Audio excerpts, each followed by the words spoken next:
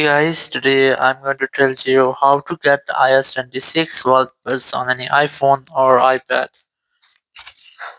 If you are using any iPhone or iPad and you want to get iOS 26 wallpapers, let's see how can you easily get that.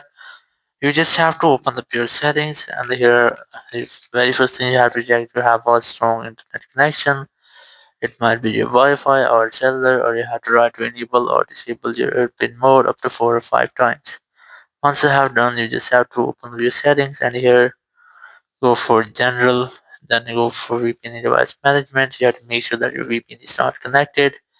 Then you have to go for your software update section, and here you have to make sure that you have any pending update available, or if you have anyone try to update your software. And once you have updated, you just have to go back, open man settings, then scroll down, and here you'll get the option of wallpaper, and here you have to select a new wallpaper, and you will get a lot of newest wallpapers in your iOS 26.